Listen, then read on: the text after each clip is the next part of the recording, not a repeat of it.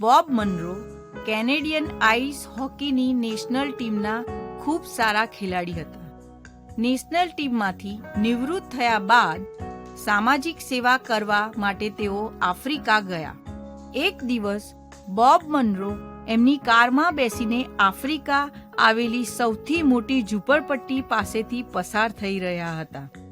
ત્યાં તેઓએ જોયું કે ખૂબ મોટી સંખ્યામાં યુવકો એકઠા થયા હતા અને કંઈક પકડવાની મથામણ કરી રહ્યા હતા. તેઓએ નજીક જઈને જોયું તો તેઓ એક કપડાના ટુકડાઓથી બનાવેલો બોલ અને તેનાથી તેઓ ફૂટબોલ રમી રહ્યા હતા. બોબ મનરોએ એ યુવાનોને પાસે બોલાવીને ફૂટબોલનું એક ચિત્ર બતાવ્યું અને કહ્યું કે તમે જે બોલથી રમો છો એ બોલ ના ચાલે.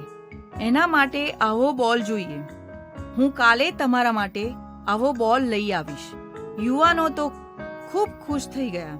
બીજા દિવસે બોબ મનરો થોડા ફૂટબોલ લઈને આવ્યા અને યુવાનોને કહ્યું કે જો તમારે આ બોલથી રમવું છે તો એના માટે એક સારું મેદાન જોઈએ.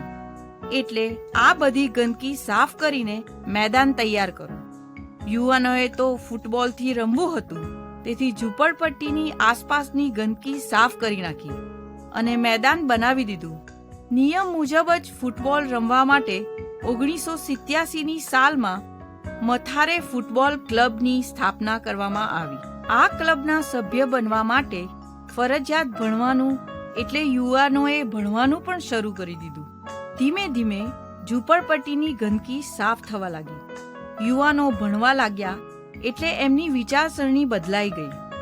આમ બોબ મનરોની આ નાની શરૂઆતે ગજબનું પરિવર્તન લાવી દીધું કે 1987માં ક્લબની શરૂઆત થઈ અને 4 વર્ષ બાદ 1991માં કેનેડિયન ફૂટબોલ ટીમના તમામ 11 ખેલાડીઓ એ ઝૂંપડપટ્ટીના યુવાનો હતા.